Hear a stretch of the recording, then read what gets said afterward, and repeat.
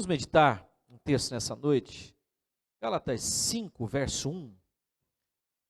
Pedir para o Jorge dar só um pouquinho mais aqui para mim no retorno.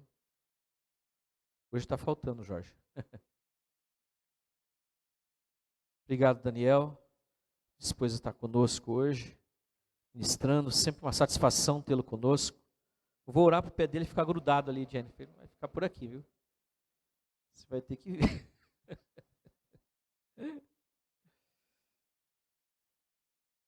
Graças a Deus. Aí, melhorou um pouco. Vamos meditar nesse texto. Gálatas 5:1.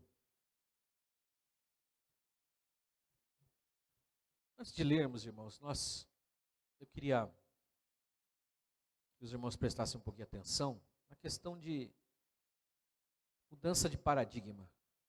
As pessoas também que nos ouvem, que ouvirão a nossa live. O que é mudança de paradigma? É mudar exatamente aquilo que nos guia, que nos conduz, como se fosse uma verdade inabalável. Nós confundimos a eternidade da palavra de Deus com o entendimento que nós temos da palavra. O apóstolo Paulo, ele foi um homem que praticou a lei a vida inteira. Chegou um momento que ele teve que mudar de paradigma. Teve que mudar de rumo. Por quê? Porque ele teve um encontro com o Senhor Jesus. Teve um encontro com a salvação. E a salvação que estava prometida para eles, essa salvação não foi percebida pelos judeus. E no momento que Paulo teve um encontro com Jesus, a vida dele se dividiu como para nós, antes e depois de Cristo, né? Ficou muito claro isso. E aí, ele passa a ter uma vida completamente sem privilégios, como ele tinha, porque ele fazia parte do sistema. E esse sistema, que é o sistema religioso que ele fazia parte, ele era muito importante lá. Era um homem que estava se preparando para ser um dos principais dos fariseus. E ele tinha conhecimento, ele tinha cidadania romana, ele tinha, enfim, várias coisas que o favoreciam. E ele passou, então, a um modo de vida que ele teve que reaprender tudo. A mudança de paradigma faz isso. Você tem que reaprender tudo. Nós temos trabalhado, eu, pastor Michel, nessa mudança de paradigma, nós temos encaminhado ministrações, as lives que nós temos feito também, são ministrações que levam os irmãos a entenderem essa nova maneira de ser e de pensar, que não é a maneira do sistema, que não é a maneira religiosa. E eu não sei como está sendo para os irmãos, se os irmãos estão entendendo, se os irmãos estão mergulhando nisso, se os irmãos estão desfrutando disso. E hoje eu queria ministrar algo que vai trazer com que a gente possa desfrutar desse momento que a gente transita de uma forma de pensar para outra. Será que isso é bom? Será que isso é correto? Será que isso é bíblico? É só você olhar para o apóstolo Paulo. Ele teve que mudar toda a sua forma de ler a Bíblia, inclusive. De enxergar esse Deus encarnado, chamado Yeshua, que conviveu com os apóstolos que ele não conviveu. Esse Senhor encarnado, Deus encarnado, Filho do Deus Altíssimo, inclusive até isso para ele era difícil de entender. Como é que pode Deus ter um filho? Os irmãos sabem que os muçulmanos não veem Jesus como Filho de Deus, porque para eles Alá não tem filho, ele é um profeta. Como é que Deus vai ter um filho? Tem que ter uma mulher para ter um filho, né? Então a nossa mente não alcança isso. E eles também não alcançavam. Quando Jesus dizia que ele era o filho, chamava Deus de pai, que ele era o filho do homem e era o filho de Deus, para eles era uma blasfêmia. Era o sistema religioso que ele aprendeu, que incutiu isso na cabeça dele desde criancinha. Agora, Deus não está preso aos sistemas religiosos. Jesus disse que aquele que é nascido de Deus, ele é como o vento, que ele não sabe de onde vem, não sabe para onde vai. Então Deus está livre, Deus não está preso numa caixinha quadrada, Deus não está preso num sistema, Deus não está preso ao modo de pensar que nós possamos nos limitar a compreender. Então, eu já sei tudo sobre Deus, agora eu tenho o domínio sobre Deus. Inclusive, você sabe que tem um estudo hebraico, e quando você sabia o nome da pessoa, você tinha o domínio ou o controle sobre essa pessoa, porque você sabia tudo o que ela significava. Por exemplo, Jacó é o usurpador. Israel já é príncipe que luta com Deus e vence. Shaul, ele tem um significado. Paulo já tem outro significado. Cefas, ou Pedro, ou Petros tem um significado, né? Simão era o nome dele, Shimon. Ele transformou o nome dele. Não, agora você não será mais Shimon, você será Petros, que é pedregulho. Então, essa alteração do nome também é uma forma de mudar a maneira de ver a pessoa. E quando nós vemos o estudo sobre os nomes de Deus, né, há uma pretensão de ter o controle sobre a divindade. E não somos nós que controlamos Deus, é Deus que controla a nossa vida. Os irmãos estão entendendo? Mudança de paradigma, mudança da maneira de pensar. Eu cresci na religião protestante, na religião evangélica, no sistema religioso. Para eu mudar esse paradigma, foi um despertar do Espírito Santo. E aí que está. No sistema religioso, é o homem que controla. No sistema do caminho, que é o caminho que não tem nome, não tem denominação, que não está preso a um sistema, né, que é humano, então nós temos uma outra configuração, que não é o sistema religioso, mas é a ação do Espírito. Por isso que Paulo fala, vivam uma vida no Espírito. Quando fala de igreja, quando fala de culto, quando fala de reunião, nós temos que entender que eles estão passando por essa transição do judaísmo a uma nova modalidade que não era uma religião, era uma vida prática com Deus, porque o Espírito Santo guiava os apóstolos e o Espírito Santo guiava a igreja também. Quando a gente traz para um sistema, a gente já sabe como se comportar, o que fazer, o que não fazer, como entrar, como sair, como que funciona o culto, como é que começa, como é que termina. E a gente vai se limitando, vai se prendendo.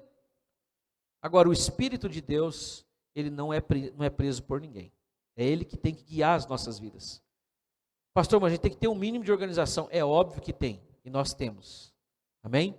Mas a gente quer mergulhar nessa ideia onde nós não controlamos, nós não dirigimos, nós não conduzimos o Espírito de Deus. Muito pelo contrário, é Ele que faz isso conosco.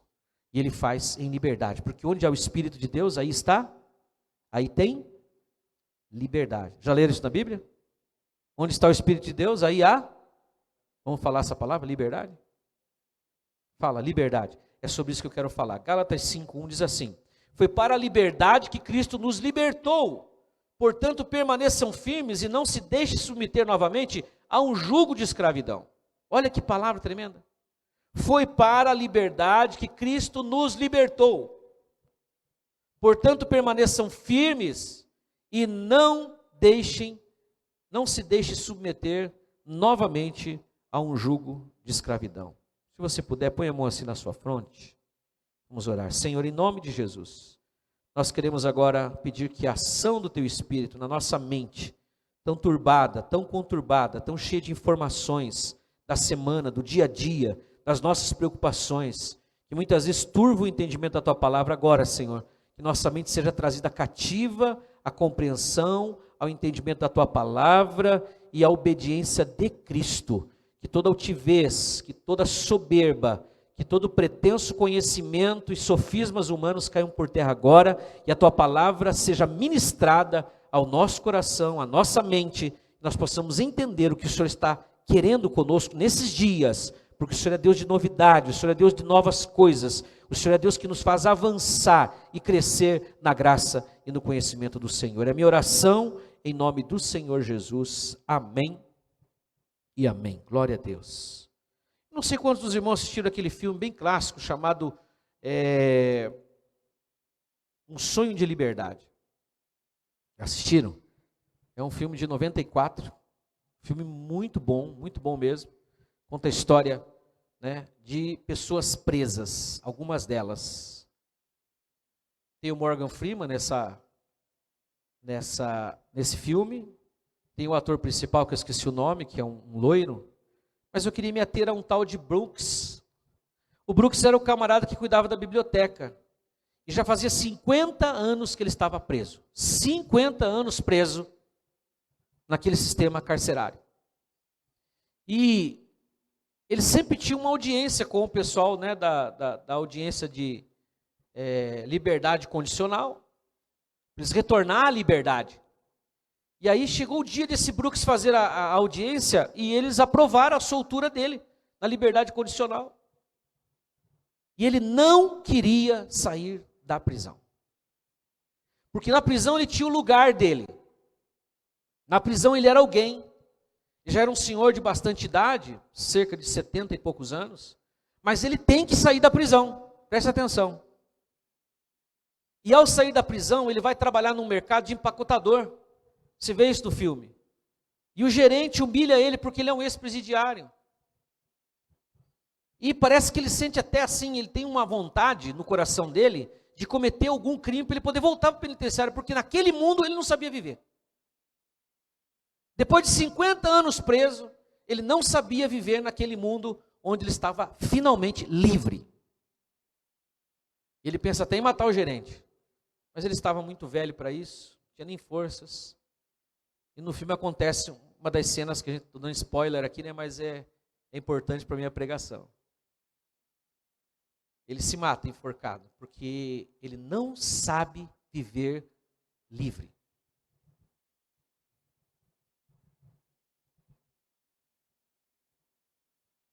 Nós ganhamos uma liberdade em Cristo Jesus. Liberdade do quê? Liberdade do pecado. Jesus disse: se o Filho vos libertar, verdadeiramente vocês serão livres. O apóstolo Paulo está aqui diante de uma igreja que ela foi fundada e ela está sendo orientada a viver o caminho de Cristo, a viver em Cristo, por Cristo e com Cristo. Mas, quando o apóstolo Paulo pregava, ele geralmente ia numa sinagoga. E ele geralmente era expulso da sinagoga, porque ele falava que esse Yeshua que foi morto na cruz, que eles tinham ele como um agitador, vinha a ordem de Jerusalém para perseguir os cristãos, inclusive ele foi perseguidor. Quando Paulo ia pregar nas sinagogas, um ou outro judeu se convertia, e aí então na sua casa eles se reuniam com alguns familiares, e daí começava a ação de Deus aos gentios, que não conheciam a religião judaica, não conheciam a Torá, não conheciam a Vé, e eles estavam ali ávidos por escutar o que o apóstolo Paulo pregava, o que Filipe pregou, o que outros discípulos também foram e pregaram, mas principalmente o apóstolo Paulo. E não só isso, Paulo não pregava, simplesmente abria, né, a sua boca para falar os oráculos divinos. Deus o usava com sinais, prodígios e maravilhas. Primeira carta aos Coríntios, capítulo 1, ele fala: olha, quando eu estive com vocês, eu não fui com palavras de persuasão, mas com manifestação do poder de Deus. E isso fazia com que ele se convencesse de que o que ele estava falando era a verdade. Qual era a mensagem de Paulo? Uma mensagem muito simples. Todos vocês têm paz com Deus por meio do que Jesus fez, porque ele levou sobre si os seus pecados e vocês agora podem ter a honra de serem chamados filhos de Deus. Essa era a mensagem do Evangelho. As boas novas de salvação. Porém, quando Paulo fundou igrejas, ou as igrejas eram estabelecidas, geralmente vinham então alguns judeus convertidos ao Senhor Jesus, convertidos. Esses judeus, na verdade, queriam fazer um casamento das duas religiões, e eles achavam que uma nova religião estava surgindo, mas não era uma nova religião, porque religare é a pretensão da gente se ligar com Deus por meio de rituais. Religião vem desse original. Através de um rito estabelecido, você agrada a divindade, você se aproxima dessa divindade e recebe os favores dela. Agora, Jesus é o nosso religare, não é um sistema, não é uma forma estabelecida de culto. Jesus é a nossa religião, amém? Você pode dizer glória a Deus por isso? Jesus é a nossa religião, Ele é o nosso religare, há um só mediador entre Deus e os homens, Jesus Cristo, o homem, não tem outro. Paulo encontrava então a dificuldade de ter esses que eram convertidos, indo nessas igrejas e falando assim: não, gente, o negócio é o seguinte, não é bem assim como o apóstolo Paulo está falando, nós precisamos trazer a religião de Moisés para dentro dessa igreja que está sendo fundada aqui. E nós vamos juntar as duas coisas. Afinal de contas, Jesus, o Mashiach, né, e Yeshua HaMashiach era judeu. Eles não entendiam o que era a igreja, o mistério da igreja. Eles não faziam separação de uma coisa e outra. E o apóstolo Paulo, desde o início, ele está orientando aqui a igreja, falando sobre lei e graça, capítulo 1, capítulo 2, já leu Gálatas? Capítulo 3, capítulo 4, no capítulo 5, ele então inicia esta parte do texto, dizendo para eles, olha, foi para a liberdade que Cristo chamou vocês. Vocês ganharam a liberdade. Não torne a se colocar debaixo de jugo. E se você ler a sequência do texto, ele vai falar assim, ó, se vocês aceitarem ser circuncidados como esses judeus que não estão entendendo o novo caminho, vocês caíram da graça, estão separados de Cristo, porque ou é pela lei ou é pela graça. Foi para a liberdade que vocês foram chamados. Irmãos, nós somos chamados para ser livres. Agora a questão é a seguinte, será que nós queremos essa liberdade? Nós vamos saber lidar com essa liberdade? Será que a gente sabe como viver sem religião? Sem regras, sem ditames? Essa é a questão que o Bronx não aguentou naquele filme. Esse filme ele fala totalmente de liberdade, é um sonho de liberdade o nome do filme. Ele não aguentou, ele se matou. Porque ele não sabia, né? Cadê o sistema? Como é que faz? Como é que não faz? O apóstolo Paulo orienta, dizendo assim, olha, não sou eu mais quem vivo, mas é Cristo que vive em mim. E a vida que eu vivo agora, eu não vivo mais a vida como um homem natural, mas eu vivo pela fé no Filho de Deus que por mim se entregou. O seu Espírito fala comigo, Ele me guia. Ele escreveu no meu coração as suas leis, porque essa foi a promessa dEle. E a partir dessas leis, que é a lei do amor a Deus, acima de todas as coisas, e ao próximo, como Ele nos amou, é que todas as coisas vão sendo desenroladas. Exemplo, como já falei na live na terça-feira, o camarada não vai adulterar com a secretária porque ele está proibido pela religião de adulterar, mas porque ele tem amor àquela pessoa e ao marido dela, por mais que ele não conheça. Quem está trabalhando num banco, numa empresa, não vai meter a mão no caixa, não é porque é proibido e porque ele vai preso, ou porque Deus não quer, mas é por amor ao seu patrão, é por amor àquela companhia que ele trabalha. Se não, vejamos, que lei que proibia José de se deitar com a mulher de Potifar? Tinha lei naquela época? Não. A lei foi dada 700 anos depois. Preste atenção. Mas ele falou assim, de maneira nenhuma eu farei isso com o meu Deus e com o meu patrão. José já andava na lei do amor. Essa lei que Deus escreve no nosso coração. Porque se for preciso, regra, sistema, né, toda essa coisa legalista, nós já temos da sociedade civil, tem um código penal, tem leis que regem todas as coisas. Você não pode passar o sinal vermelho e bater em alguém e querer dizer que você está certo. Você não pode invadir a propriedade de alguém sem você ser convidado, você está invadindo, sem você ter consequências disso.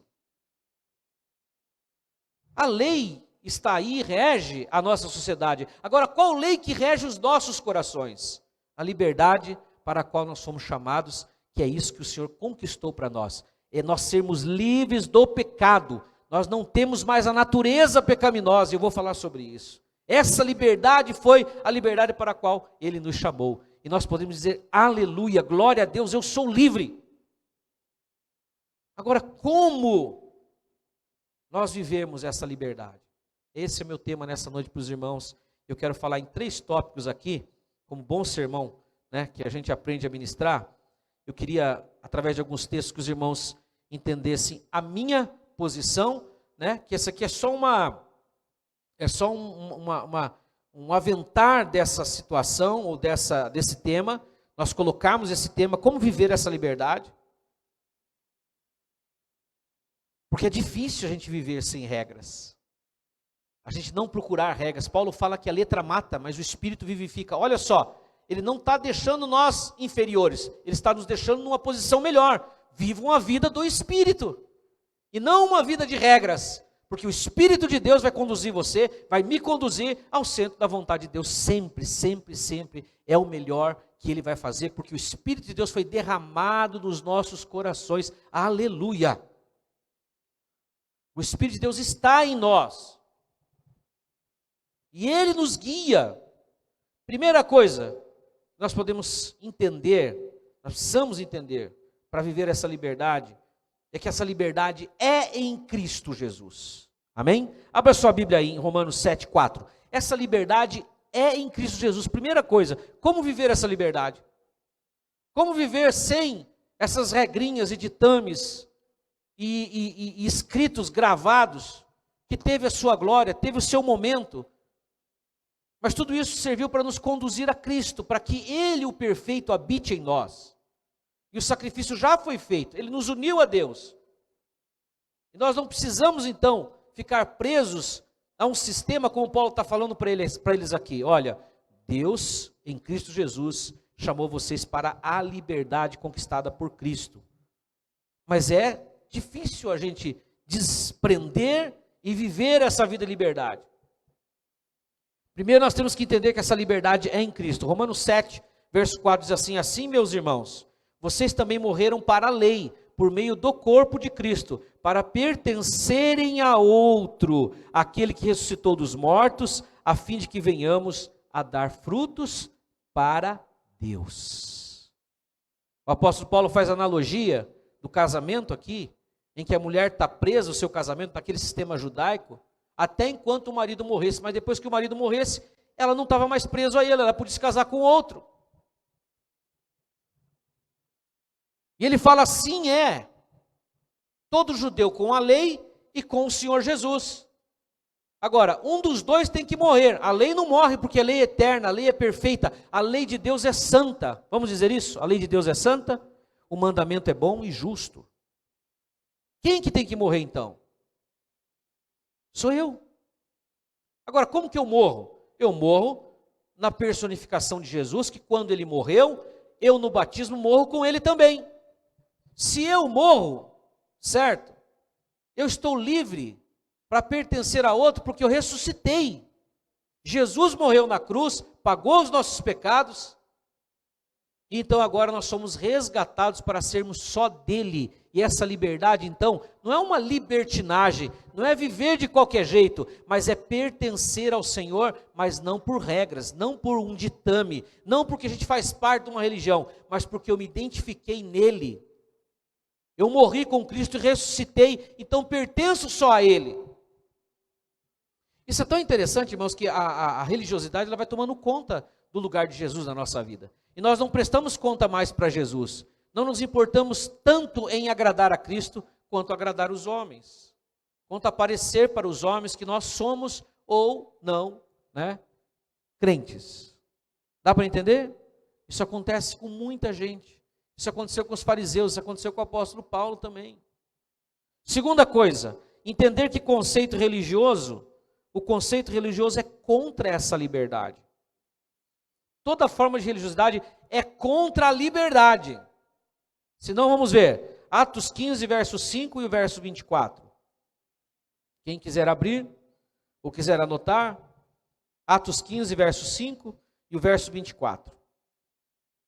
O 5 diz assim: então se levantaram alguns do partido religioso dos fariseus que haviam crido e disseram: é necessário circuncidá-los e exigir deles que obedeçam à lei de Moisés. Entender que todo conceito religioso é contra essa liberdade. Como viver essa liberdade? Os conceitos religiosos são contrários a essa liberdade. Eu vou ler de novo, Atos 15, verso 5. Então se levantaram alguns do partido religioso dos fariseus que haviam crido e disseram: é necessário circuncidá-los e exigir deles que obedeçam à lei de Moisés. O verso 24.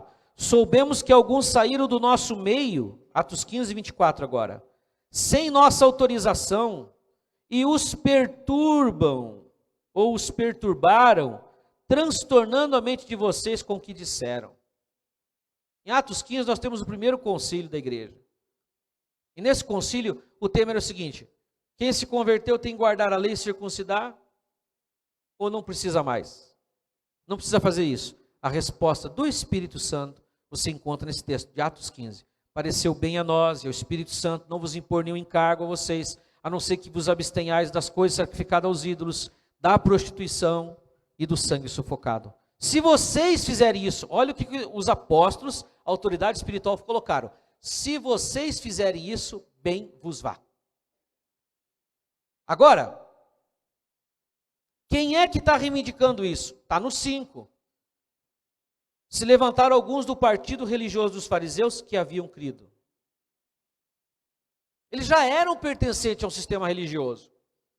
E esse sistema religioso é contrário à liberdade. Porque se eles não tem como controlar quem estava entrando nesse caminho, eles perdiam, então, o domínio deles.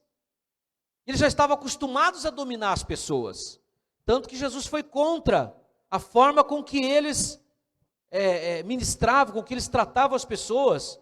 E você vê lá em Mateus capítulo 22, os ais de Jesus, ele fala: ai de vós, escribas e fariseus, que ficam na porta do reino, não entram, não deixam as pessoas entrarem. E tem os ais ali contra aqueles religiosos. Só que eles perderam o controle. Quando Jesus sai lá do lugar que era a cadeira de Moisés, que seria para o filho de Davi, ele vai lá para o meio do povão. Ele vai lá no meio das prostitutas, dos pecadores, e ele foi chamado amigos de pecadores. E aí eles começam a perder a estribeira, por inveja dos milagres, por inveja do ministério de Jesus, eles decidiram matar Jesus. Presta atenção, aqui tem uma coisa bem simbólica. Quando dirigentes religiosos perdem o governo sobre as pessoas, né, eles têm o desejo de matar Jesus. O Jesus que é pregado em liberdade, o profeta de Deus que se levanta numa igreja na liberdade do Espírito, ele já é prometido de ser morto. Tem que calar essa mulher, tem que calar esse camarada, tem que calar esse diácono, tem que calar o seu João lá da porta, porque Jesus está se manifestando através dessa pessoa. E o sistema religioso não aceita. Quando é pelo Espírito de Deus, é claro. Mas normalmente é quando está havendo domínio, controle sobre as pessoas. E veja, se você olhar os sistemas religiosos, as pessoas idolatram homens. É o grande homem de Deus fulano, é o sufi não sei das quantas, é o Cher não sei das quantas, é o papa, é o bispo, é o cardeal, é o apóstolo. E essas pessoas estão num lugar, quando dirigem segundo o Espírito de Deus, segundo Jesus, tranquilo. Mas o sistema religioso normalmente é contrário a essa liberdade. Porque veja, se você se converte numa igreja, como é que se prova para mim que você se converteu? O sistema que eu aprendi é assim, olha, a pessoa aceitou Jesus no domingo, então ela quer se batizar? Vai entrar na classe de catecúmenos, ela vai passar pelas aulas de batismo, aí ela vai ter que fazer a profissão de fé, aí ela vai ter que dar testemunho dentro da igreja, e aí as igrejas têm várias regras, né? Umas têm umas, outras têm outras, umas pode uma coisa, outras não pode, e assim por diante, em cada denominação, a pessoa tem que provar para os dirigentes que ele se converteu, com aquelas regras que foram estabelecidas. Mas é fácil, é só dar as regras para as pessoas. Você aceita cumprir isso aqui? Não, eu estou aqui, eu gosto de ter o meu amigo aqui, tem a minha irmã aqui, tem meu pai aqui, claro que eu vou me submeter. Pode falar o que tem que fazer, eu vou fazer. Mas não necessariamente a pessoa está entendendo. Ou a pessoa está cumprindo aquilo porque aquilo foi dirigido pelo Espírito Santo. E teve reuniões de dirigentes que eu falava assim, gente, vamos orar para Deus nos dar uma direção aqui, nessa causa. Aí os líderes que estavam comigo falaram assim, mas nós já estamos na direção de Deus. Tudo que a gente faz aqui é na direção de Deus. Eu falei, não é não. Esse negócio que nós estamos fazendo aqui é numa situação específica, a gente tem que orar. Mas daí o religioso se arroga dele ser instrumento de Deus, representante de Deus, e tudo que ele faz está bem feito e acabou. E graças a Deus isso não pega mais, né? Porque as pessoas simplesmente se levantam e vão embora. Elas não ficam ali brigando com o pastor, com pastora, saem. Mas muitas vezes ficam feridos, ficam chateados, ficam magoados, ficam sem entender. Porque eles deram de frente com o sistema religioso, e esse sistema quer fazer a pessoa se colocar de joelho, não para Deus, mas para ele. E esses fariseus estavam fazendo isso. Não, peraí, tem que estabelecer para eles as regras. E aí o Espírito de Deus interveio. E uma das partes mais bonitas desse texto de Atos 15, é quando Tiago se levanta, e ele fala assim, olha, eu estou vendo o que está acontecendo, o que foi profetizado pelo profeta Oséias. Nos últimos dias, Deus levantaria o tabernáculo caído de Davi. E sabe o que é o tabernáculo caído de Davi? Quando os filisteus roubaram a arca e levaram para a terra deles, Davi foi lá e reconquistou a arca e trouxe de volta. Só que ele não colocou na tenda da congregação. Ele armou uma tenda ali, pequena, e todo mundo podia chegar e olhar na arca. A arca que ficava lá no Santo dos Santos, que ninguém via. Era Deus que estava escondido lá, que só o sumo sacerdote via. E eles chegaram e dançaram diante da arca e festejaram, até Davi dançou, levantou os seus vestidos, se alegrou na presença do Senhor.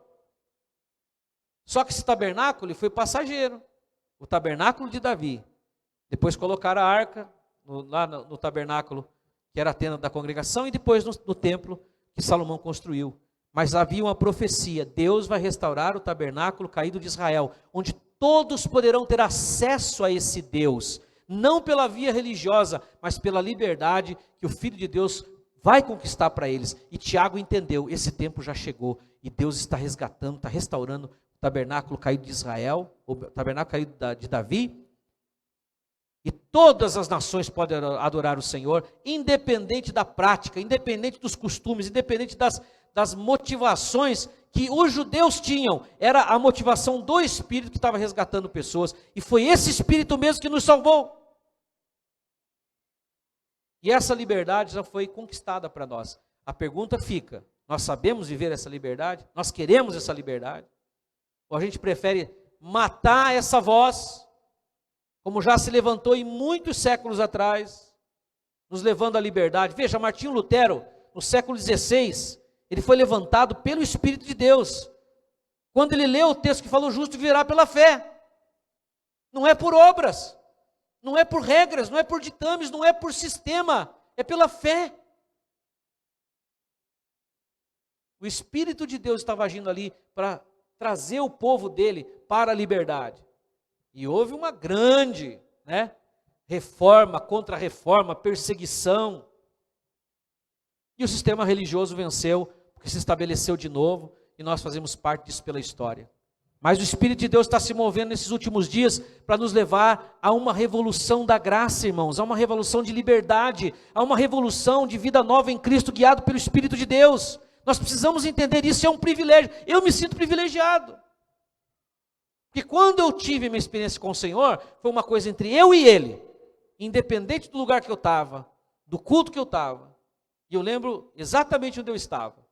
Mas foi eu e Deus, e foi uma coisa impactante. E quando é Deus e você sabe que é impactante, que não depende do sistema estabelecido.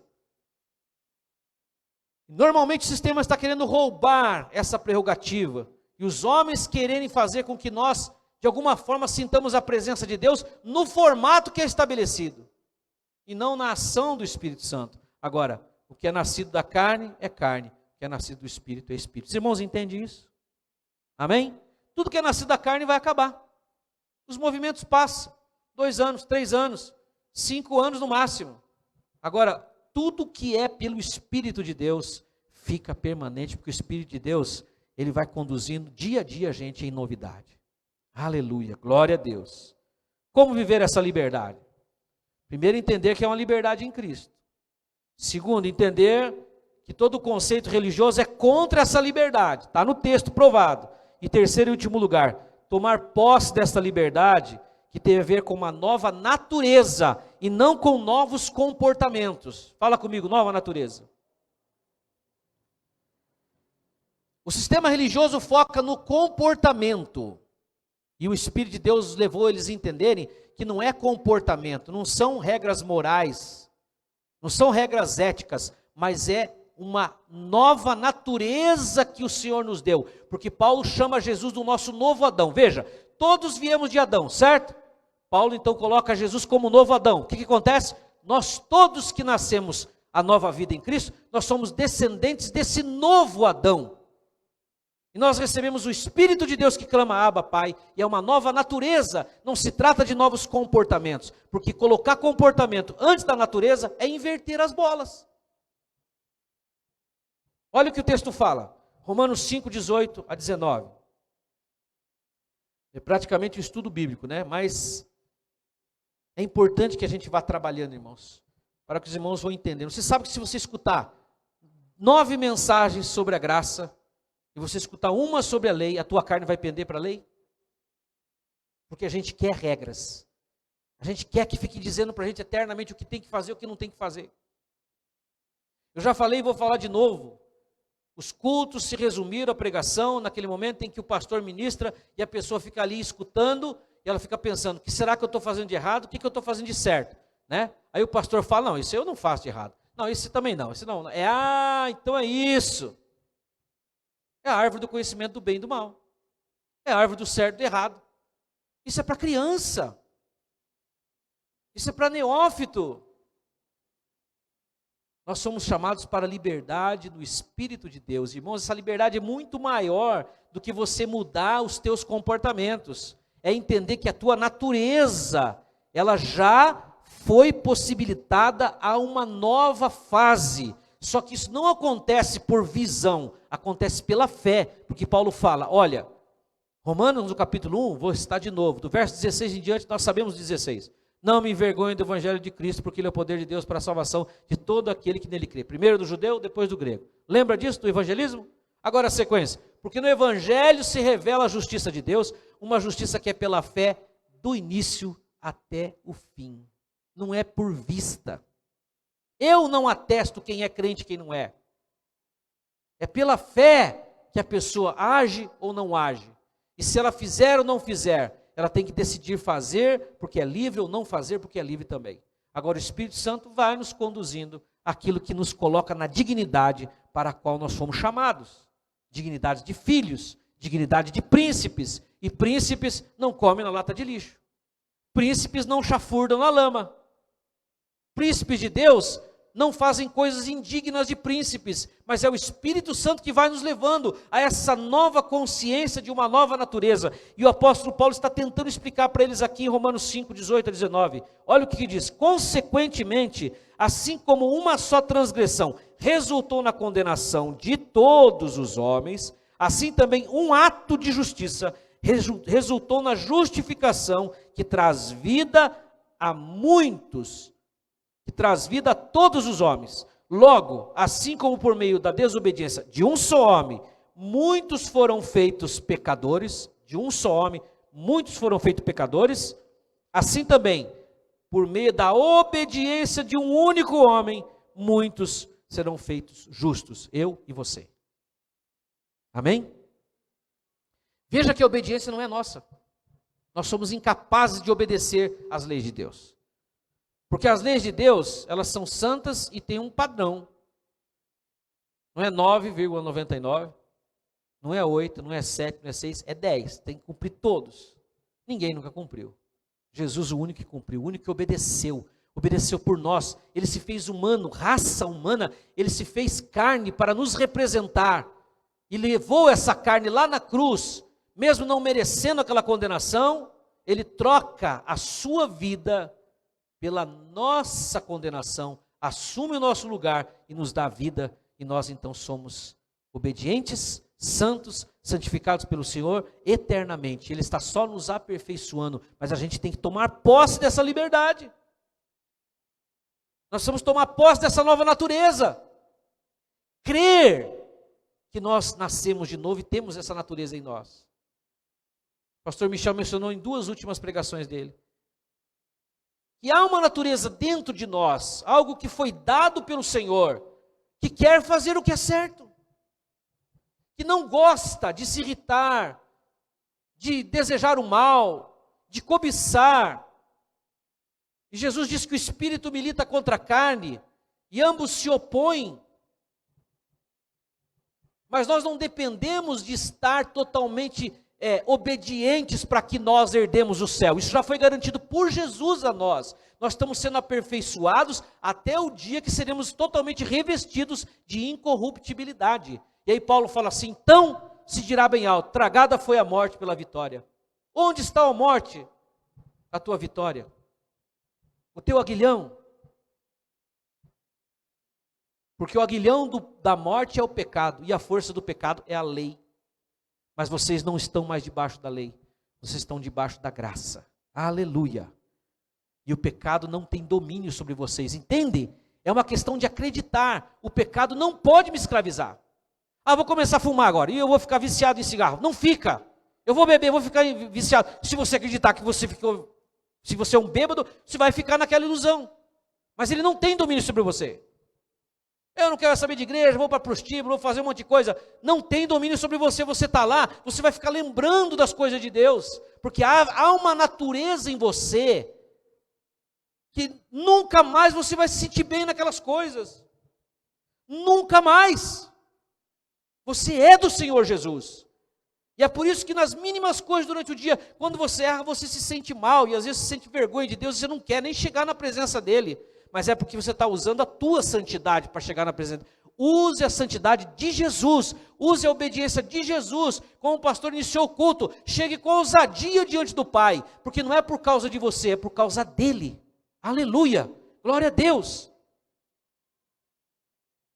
Mas essa liberdade a gente talvez não sabe como usá-la.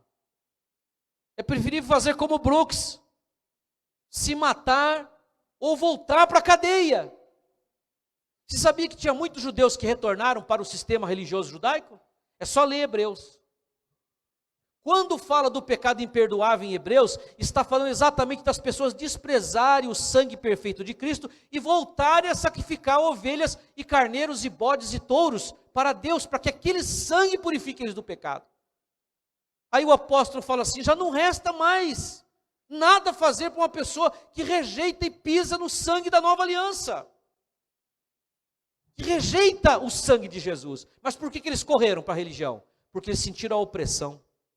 Porque eles sentiram a perseguição. E os judeus não iam deixar por menos.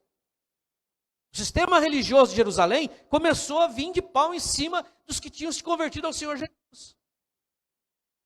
E no capítulo 12 de Hebreus, ele vai falar assim: olha, vocês não resistiram até ao sangue contra o pecado. Que pecado que é esse? O pecado é justamente a natureza pecaminosa, que nós já fomos presenteados com uma nova natureza, e eles estavam querendo querendo voltar para aquela outra natureza, que não depende do sangue de Cristo, mas depende do sangue de bodes e ovelhas. Os irmãos estão compreendendo? Olha, tomar posse dessa liberdade, que tem a ver com uma nova natureza e não com novos comportamentos. Nós fomos ensinados a aquela coisa não sei se vocês sabem da teoria de Pavlov, que é a teoria do condicionamento. Nós somos o ratinho, sabe a coisa do ratinho lá?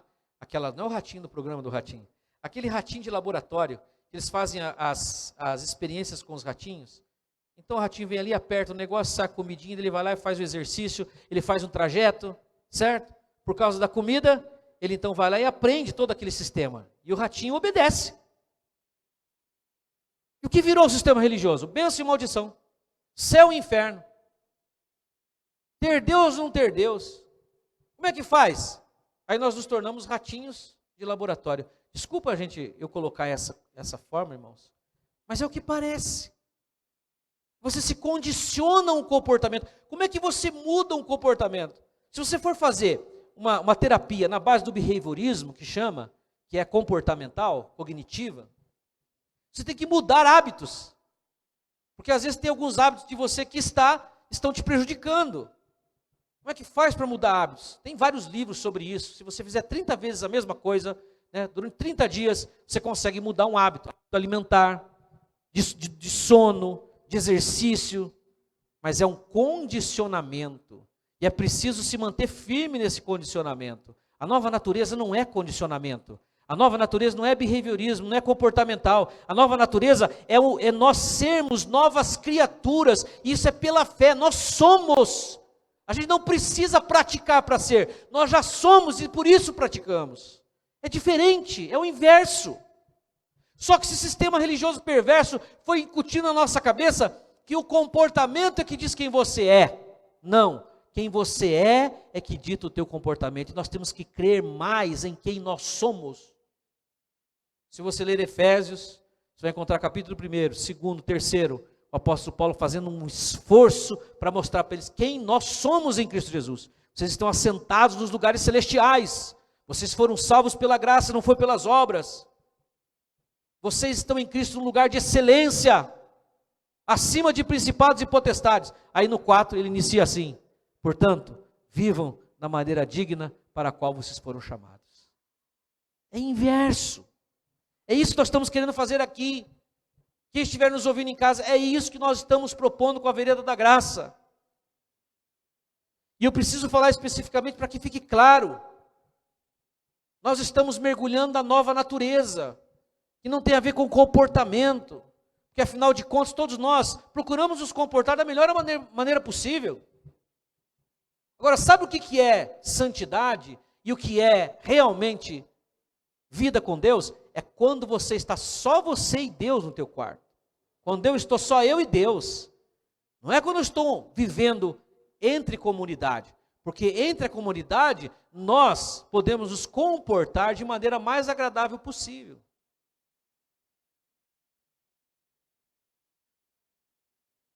Agora, se eu fico focado em comportamento, eu vou me condenar. Se eu me condenar, eu não adoro mais.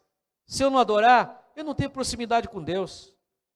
E o diabo vai nos enganando. E você vê que você pode fazer 10 coisas certas. Vem um demônio e fala no teu ouvido: você devia ter feito mais. Ou é a esposa que fala. Ou é o marido que fala. Ou é a sogra que fala. Ou é o filho que te cobra. Não é verdade? A mulher de Jó: eu não sei porque você adora esse Deus ainda.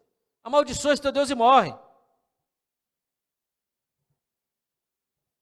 Agora, se não fosse a fé de Jó, ele tinha feito o que ela tinha mandado.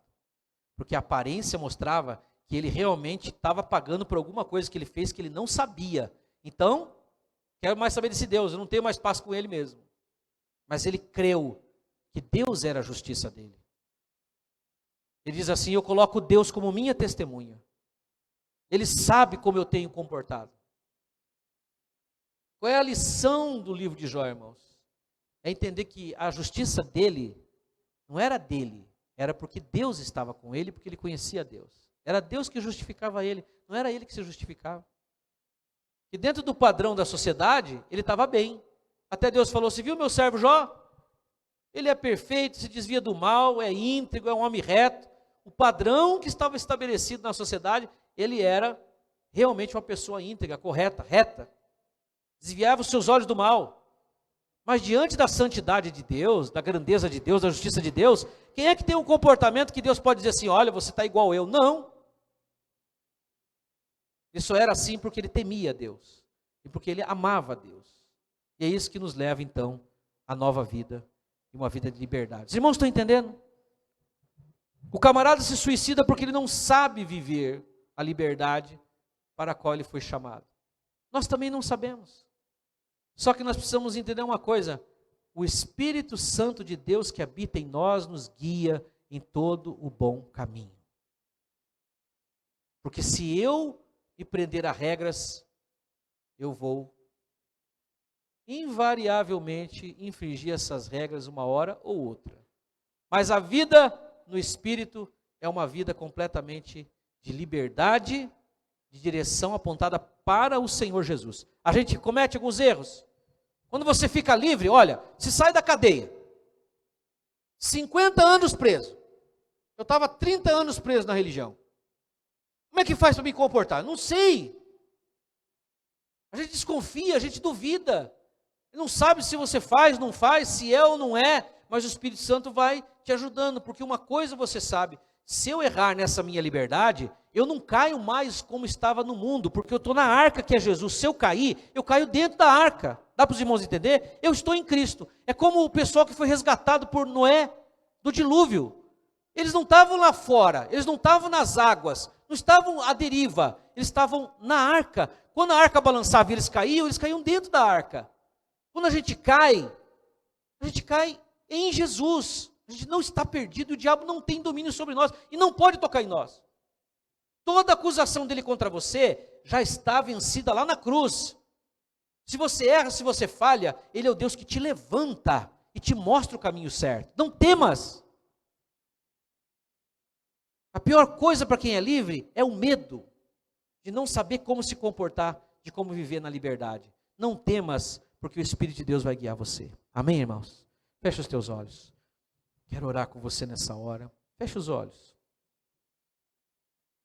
Como viver a liberdade que o Senhor nos chamou? Tem muita coisa para falar sobre isso. Eu só queria despertar os irmãos para esse tema nessa noite, que a gente tem dificuldade de viver em liberdade. É melhor voltar para a cadeia. É melhor voltar para o sistema de Pavlov, de comportamentos e de regras. Ou a gente, quem sabe, pedir a morte. Mas não, essa liberdade é para que nós sejamos instrumentos de Deus em liberdade e não levemos pessoas a serem escravizadas.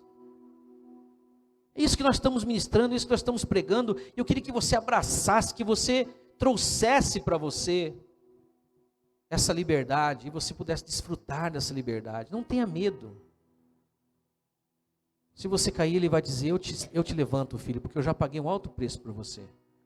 Eu te conduzo. Se você errar por atos, palavras, gestos, ações, por comissão, por ação, não tema, você não tem mais condenação contra você, porque Jesus já levou os teus pecados. Eles são perdoados todos os dias, já foram perdoados há 2000 anos. É difícil compreender isso, por isso que é pela fé. É pela fé, não é por regras. Obrigado, Senhor Jesus, quero te agradecer porque o Senhor nos chamou para a liberdade. Quero te pedir, Espírito Santo, que esta palavra ecoe no coração dos teus filhos, aqueles que escutarem através dessa live que estamos fazendo, e que aqueles que ficarem, Senhor, contrários a essa palavra, mesmo assim, eles serão perturbados por ela, serão comovidos, serão trabalhados por ela, porque é a tua palavra que está sendo ministrada e não as minhas interpretações. É o que o teu Espírito tem ministrado através de mim, eu creio nisso, Senhor. E esse movimento é do teu Espírito sobre a face da terra para resgatar as pessoas da prisão das religiões, da prisão, Senhor, daqueles que se acham desviados, que já estão fora de alguma congregação, que não desfrutam mais do prazer de estar entre irmãos, porque bateram de frente com o sistema, não conseguiram mais suportar o sistema religioso, e o teu Espírito está alçando voz, resgatando essas pessoas nos quatro cantos da terra, porque a tua vinda está próxima, e nós cremos nisso, e dizemos: Maranata, ora vem Senhor Jesus. Esse avivamento da graça que está acontecendo, é o avivamento da liberdade para a qual o Senhor nos chamou. Senhor, quantas vezes nós temos medo de viver assim, nós não conseguimos, Senhor, sair desse condicionamento, mas eu te peço agora, que cada um dos teus filhos venha se entregar, nessa noite, mais uma vez, a graça, a salvação verdadeira, que só o Senhor conquistou para nós na cruz do Calvário. Pedimos perdão, por quantas vezes, Senhor, rejeitar isso, e voltar aos velhos hábitos e costumes religiosos, querendo, Senhor, te comover, te tocar, obter seus favores, de uma forma, Senhor, que nós nos sacrificamos, pagando preço. Senhor, todo o preço foi pago na cruz. Se na nossa caminhada nós encontramos dificuldades, nós venceremos cada uma delas no teu nome, pela tua força, porque realmente nesse mundo teremos aflições, mas estamos suporteados, estamos fundamentados na tua vitória na cruz do Calvário, Senhor. E não é por sacrifício, mas é por fé, e essa fé nos conduz em vitória, em todas as circunstâncias e dificuldades. Sê com a tua igreja, sê com aqueles que ouvem essa mensagem, que haja compreensão e entendimento pelo teu Espírito, eu te peço, em nome do Senhor Jesus. E todos que creem, digam amém.